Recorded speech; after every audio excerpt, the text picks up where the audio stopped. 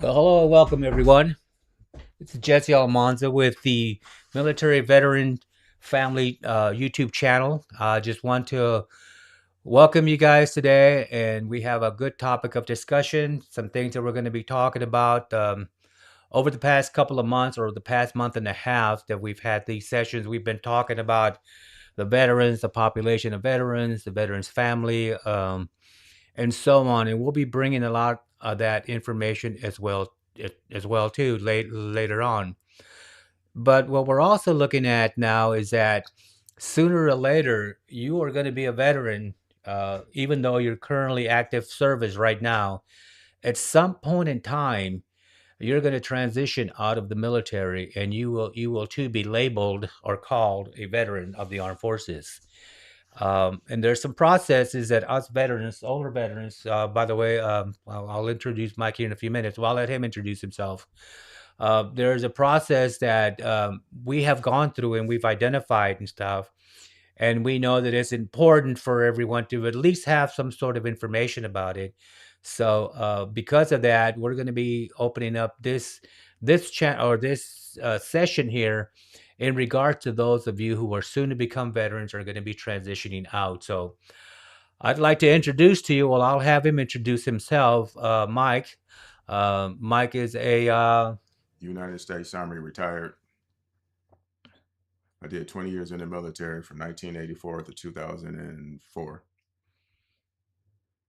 And it's the most important thing about transitioning out the military. Your is when once you receive your DD 214, which is your discharge paperwork, that opens up a lot of doors for you. When you're in uniform, you really don't know what's on the other door before you get out. A lot of us are nervous and scared. We say and speak on a lot of emotions.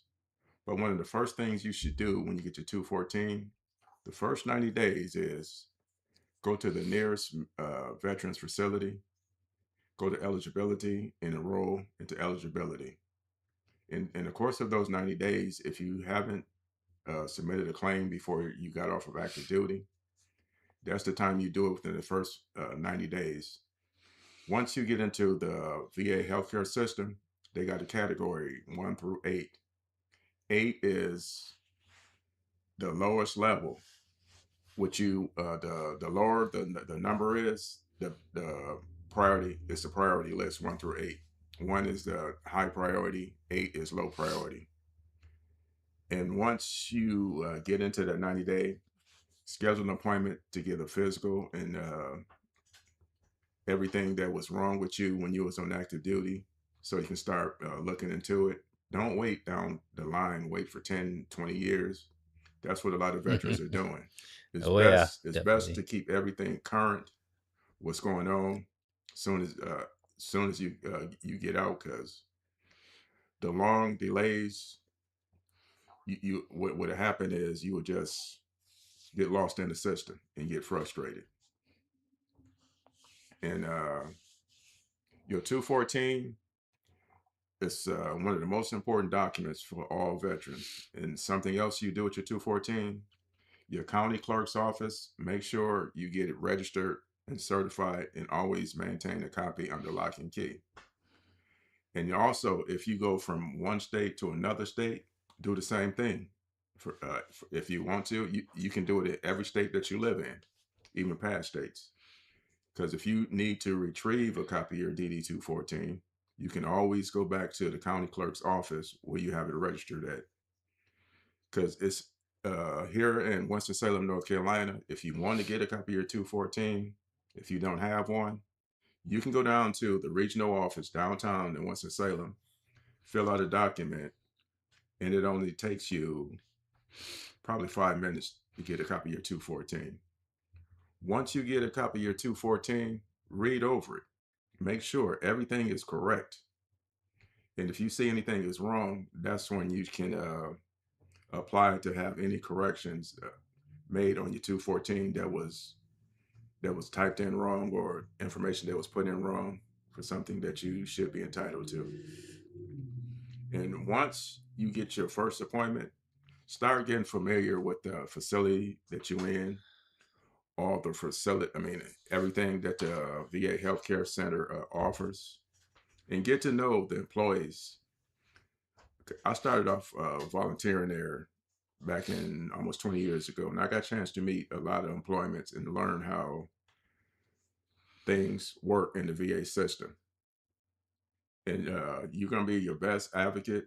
Learn how to navigate the system and be polite to all employees. Don't go in there with a negative attitude because it's going to be a negative attitude on your treatment. Well, Mike, let me interrupt you for a minute Okay. here. Yeah, Mike is absolutely right. You do have to be polite, but like they've taught us all in the military here, we have to be tactful about how our approach is when we're talking to people. Understand too, and I've drove this across before in previous sessions. The VA works for us. We don't work for them. So there's also such a thing called, the patient's rights and stuff. And we're in there as patients and we do have some rights. So no, don't go in there and be the boss or think that you want to take over or whatever. Just let people understand that you need this care that you deserve. You want information or you want them to do that. Because I will tell you, it's been my experience in the past, and I've heard it from various other veterans and even military spouses and stuff, and veteran spouses that utilize the center. That sometimes these people think that they're, like they're the big guy on the block. Yeah, they work there, they are employees, but that's exactly what they are. They're employees, and every employee has an employee boss. And if all else fails, that's who you want to make contact with. But be tactful, be respectful, be kind, be generous. You don't have to go out there and go full force and stuff because they're probably having to deal with, trying to learn the process themselves as well too. So that's one of the things that I want to make sure that people understand about that, Mike. But I get it. You do have to go to the VA and you have to talk about what you need and stuff and let them know what your needs are. So And something else, once you're in the healthcare system, be mindful. Make sure you yeah. can make all your appointments. That's real important. Because if you go in and miss two, three, four appointments, they have the right to take you out the system for a certain amount of time. And then you can enroll back in open enrollment season. But the system is getting better than it was years ago. It's getting better each year, and hopefully it'll continue getting better with the My Healthy Vet system. Like if you can't make an appointment, you can just log on My Healthy Vet and you can cancel your appointment because it's a lot better using My Healthy Vet because the telephone for VA system has Mm, not been good to yeah. veterans throughout the years. And it's sad to see a system is broken like the way the phone system has been broken, where messages not being where it's supposed to go to, and then the veteran is being penalized for that. Yeah, I think that the other thing too to understand is that uh, if you get an appointment scheduled and you decide to cancel that appointment or something comes up that you're not going to be able to make it, understand that it's just like any other care facility to where they have other people that have already made appointments previously, and you may end up having to wait another 3 or 4 or 5 or even 6 months before you get another appointment scheduled. I mean, that's happened to me a couple of times already. I don't like it, and I never like to cancel appointments from the VA, Mike, Yeah. because it's just hard trying to make sure that, and it's not their fault. It's just the system is set up to where they're working with a lot of people. We talked about the amount of veterans that are enrolled in the VA facilities and stuff. So that's important to understand because while you're active duty right now, even with the spouses, active duty personnel, you got your naval hospitals or you got your other hospitals that you can walk into and stuff, and they're probably a lot quicker and stuff, and you're used to that. But understand that once you transition and you go into a different world of the way they do things, it's called the civilian world. Once you get into that piece right there, you're talking about an entirely different thing. There are some things that we have to take into consideration that before we become a veteran, this includes military spouses as well too, and veteran spouses, that get yourself informed as to what your entitlements are.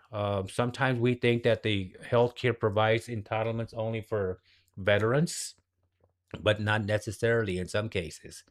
Some cases, depending on your disability ratings or whatever it is founded later on in the future on you, the military veteran family is also able to utilize some of the services. But that's something that you have to check with the VA facility on and stuff and see where that lands and stuff. So, And something else, if you have a spouse and kids, make sure they know what's going on with your health care with the VA system so they can help you manage so you can have the best system you can. Because a lot of mhm. veterans do not talk to their spouse or the kids about what's going on. And it's something like a major surgery or something. The next of kin or the spouse, they don't have a clue. So make sure you keep your family informed what's going on. Because if you don't, as the veteran get older and older, you have you go in there, you think you're healthy, but as the older you get, it's going to be things that you can't control. Well, that's true, but sometimes things happen to us to where we don't have to be getting it at older age. Sometimes things happen to us within a couple of years after we've been out. And if the military spouse or the family member or somebody doesn't know, then it makes it a little bit more complicated to try to get that now veteran assistance that they need. So it's always important to keep that communication open, and to make sure that everybody understands where they're at. Because I mean, obviously, all of the healthcare matters or issues will be taken care of, but we have onus, we have responsibilities that we have to take amongst ourselves. Because, as I mentioned previously, is that the VA is not going to be keeping tabs of all of us. It's Mhm. impossible for them to try to tell us, other than scheduling appointments for us and them seeing us when we go to the appointments. They're not going to know what's going on in our lives and stuff. And they're not going, oh, by the way, you're ready for a shot. When are you going to come in? They're not going to look at all that stuff. That's our responsibility. So that's something that's important as you move forward past your military life and stuff. Something I was guilty of when I got out the military, I had a neck infusion. I didn't know myself personally how serious it was. So when I got out the military, my wife just thought I had back problems. But they enrolled me in the spinal cord injury program. It's a lifetime program. They only have 20 of them in the VA system. And it took me years just to start talking to my wife about the spinal cord injuries, the what I'm going through, because a lot of people just assume I had a back injury, but it's a spinal cord injury. Because when you dealing with the spinal cord injuries, you dealing with everything that's starting from your brain all the way down through your feet, your hands, your back, and it's hard to explain to the average person. They don't understand until you've been in the program and you see all the specialists, Yeah. which I was never Wow. I was never offered that on active duty. Because me personally, I think the veterans healthcare treated me better since I've been out in the system than I got treatment on active duty the 20 years I was in there. I was just a piece of a machine. But VA enrolled me into the spinal cord injury. And actually, if it wasn't for that program, I might not be able to walk today. And I see them once a year. I have to go up from Winston-Salem, North Carolina to Richmond, Virginia to get an annual exam every year. Some people might say, why do you go that far? Because that's one of the best spinal cord injury hospitals they have in the VA system. They don't offer it here in North Carolina. A lot of states don't offer it. They have these little small uh, places. They just don't have all the specialties in all throughout the VA system, and it's important for your wife to know what's going on in your annual exams or your spouse, because I've been in that program 20 years now, and it's a learning process, and you don't learn it overnight. What you're going through, sometimes you get frustrated, and you just have to learn as learn as much as you can. And when you start learning about the spinal cord injury, when you laying up in a hospital, when the person that's next to you that's paralyzed, and to me personally, I say it's a rude awakening when I see somebody laying in the same room I'm in, and they depend on somebody else day-to-day health care. It gives me a sense of reality, how lucky I am to be able to sustain and do what I can do with a spinal cord injury. A lot of people don't know what I go through behind closed doors, but I don't complain to anybody. I just keep working harder to keep moving on. Yeah, I'm gonna say that most veterans. I mean, I apologize for my confidence. I just can't seem to get rid of this for some reason. I still got this tickle in my throat, but it'll go away eventually. But Mike is driving home a very important point, and that important point is that sometimes we just feel that we don't want to bother other people because of how we feel, and we just bite the bullet and just say it's gonna go away or whatever. But remember, we only have, one body, and we have to take care of it and stuff. And whatever it costs, especially now that you're not able to go like to the Naval Hospital or the medical facility of wherever you were stationed at almost immediately. You got a slower process now that's going to delay any kind of treatments and stuff. So it's important that you take care of yourself when you do get out. You're gonna miss out. You're gonna miss a lot of stuff as you transition out of the military and become veterans and veteran spouses and veterans families. I can tell you back in the days when I got out of the military, my children, my youngest one was 2 years old, maybe three, I believe 2 or 3 years old, and I was already out of the military. Luckily for my my service, as 23 years in service, I was able to pick up and continue with my military insurance, so my children were covered. But had I not have had that insurance coverage, I would have had to have gone out there after I transitioned and picked up another type of insurance to help me along the way and stuff. And that's not cheap. That gets to be pretty expensive as you go along and stuff. So it's always better at the same time. We always talk about us veterans taking care of ourselves and, Yeah. getting our DD-214s together, getting our medical stuff together. But here's the other catch to the whole thing here, guys and gals. When you get out, when you're in the process of getting out, is if you're not going to get that benefit after you get out of the military for your family members to also have that medical coverage, get them into the facility before you get out so they can get themselves checked over and make sure they're in good shape and so on and so on, because it may be a couple months down the road before you're able to get yourself insured and stuff, and that might help. I mean, you never know, because it's not cheap out there. But that's just a little thing that I wanted to throw out to make sure that happens, because you are leaving. When you leave the military, you're leaving a lot behind. Consider the fact that you got out, 10 years in service, you were making some good money, you were living on base or maybe off base, and you were getting compensated for rations, for allowances, for your quarters, where you lived at and stuff. And when you get out, when you get processed, you're going to lose that. That's going to go away. So that's money more that you're going to make up for that as you process yourself out.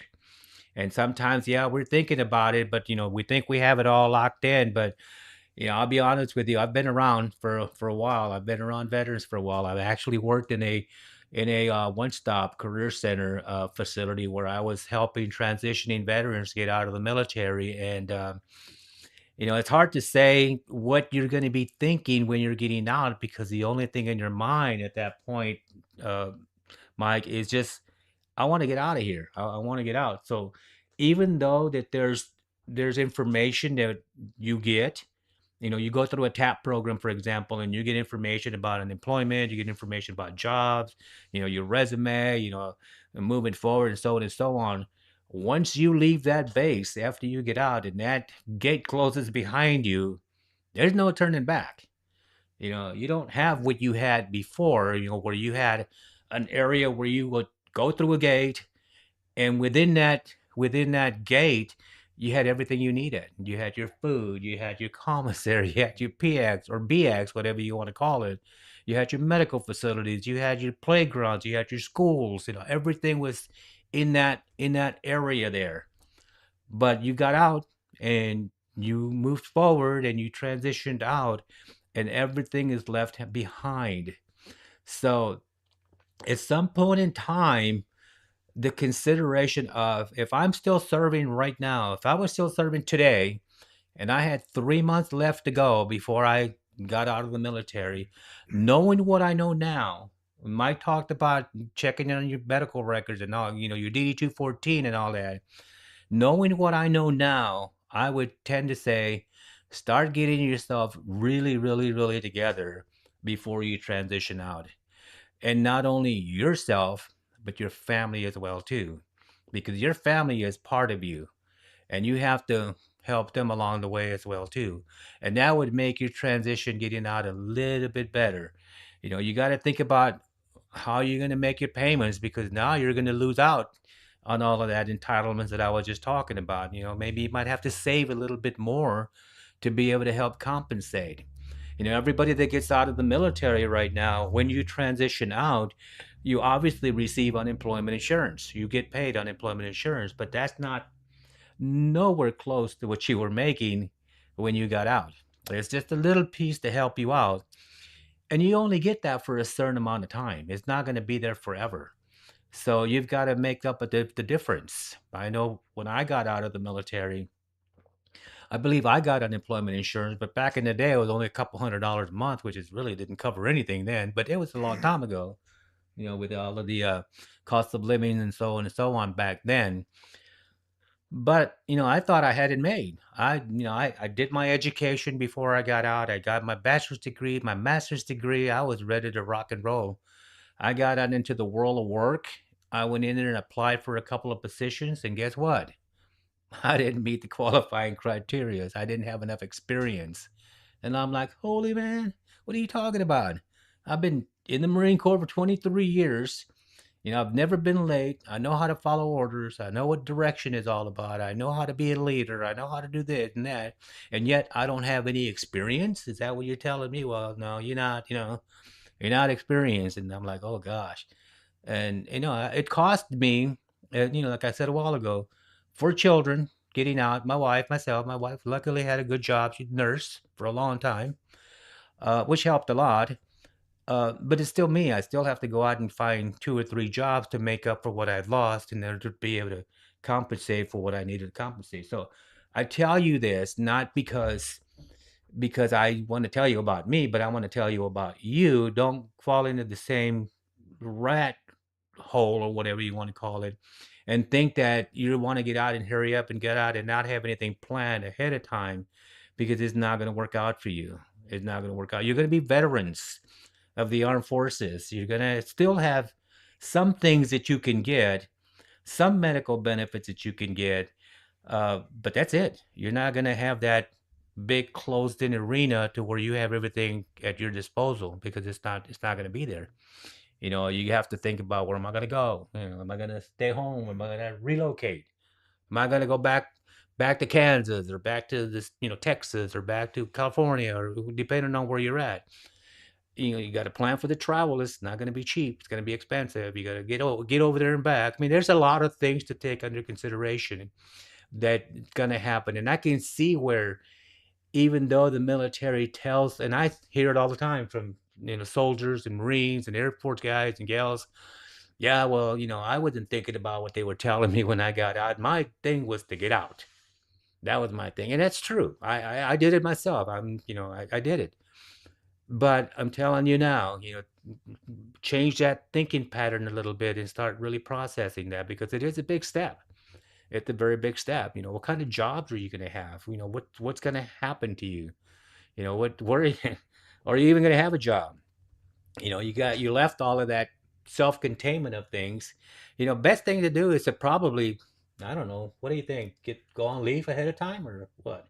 If you if they afford you to do go on leave, but you have to mindset, get out that institutionalized, because when you're in the military, it's basically you institutionalized because you thinking straight. You don't want to come Yeah. out the box, and that's what happened to a lot of veterans. It's the same as retirees, because retirees, like when you do 20 plus years in, you have to be in the mindset. You're not going to get the housing allowance. You're not going to get the food rations, and you're not going to get the full base pay. You're going to get about a third. It's enough probably for a mortgage if you live in a modest life and to pay a couple of bills. But you still have to be prepared to make those adjustments. And I never forget this. I was sitting in the coffee kiosk in the VA, and I was listening to some veterans. They was talking about how much they paid for their civilian insurance. One guy said he was paying six, seven, $800 a month. Oh They my. they started talking. I moved my chair further away from them because I didn't want them to know I was paying pennies compared to what they were paying for TRICARE. Some people complain about TRICARE, but TRICARE is for Yeah. the service that you get is great. Yeah. Yeah, a lot to be thinking about. When you, like I said a while ago, you're going to go through a process where you're going to be receiving a little bit of unemployment insurance. But I believe it was then, and maybe it's the same way now, maybe about a 6-month period of time that you'll be able to get that, which is a small amount compared to what you were receiving. That's going to have to make do, what, for food, maybe, have that? For the food.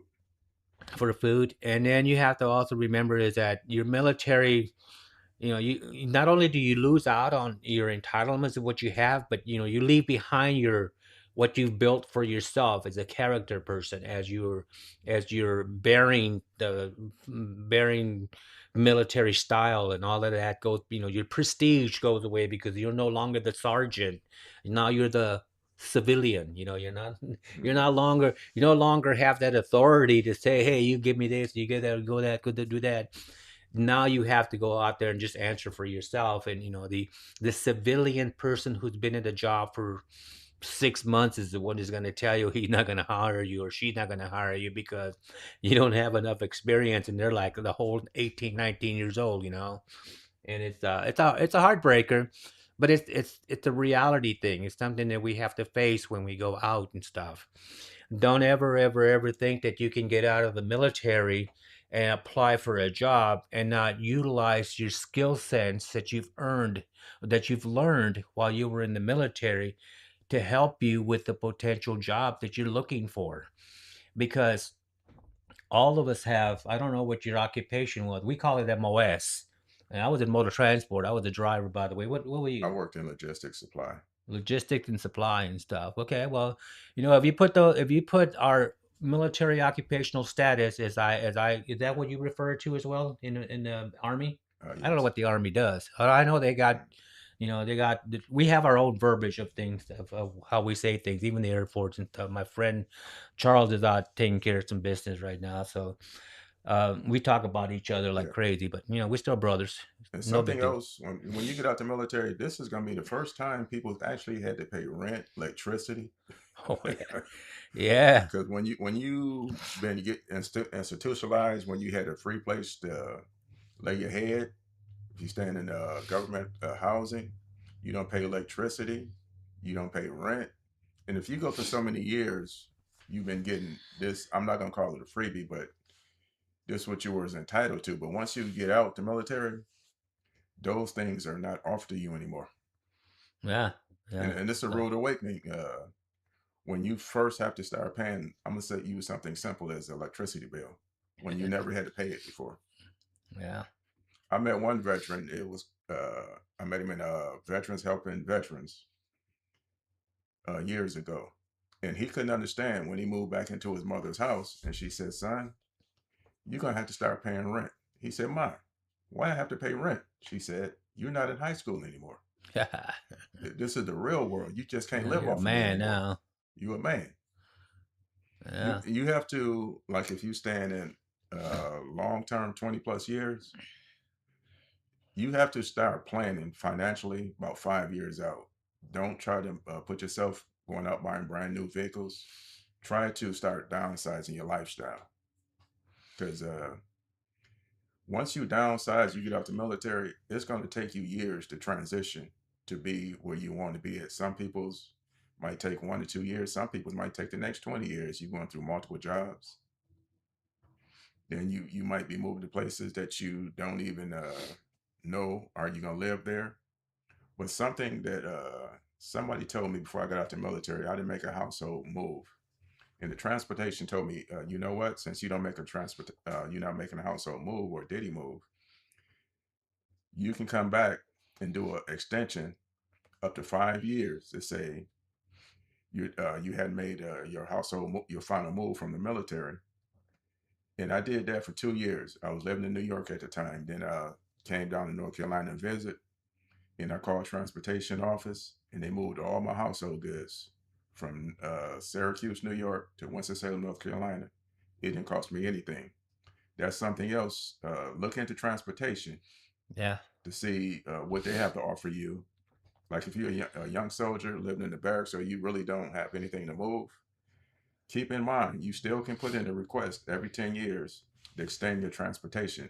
And hopefully you get to use it within the next 5 years. And it'll save you a lot of heartaches because they do all the work for you versus moving it yourself and hiring trucks. Yeah.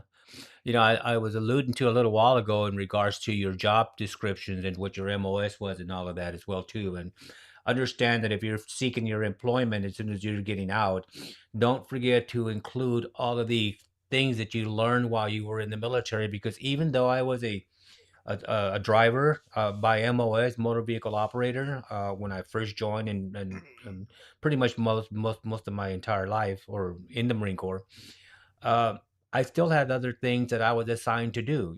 I was not a driver the whole time I was in. I mean, for the first 5, 6 years, I may have been driving, transporting things back and forth. But after that, you get put into certain leadership roles, leadership positions that, you're doing management, you're doing organization, you're doing logistics and training, you're doing training. There's all of these things that come up that when we go up to get a job, the only thing that we can think of at that point in time is that we were a driver or we did this and that's all we did. And don't ever cut yourself short because you have a lot of skill sets.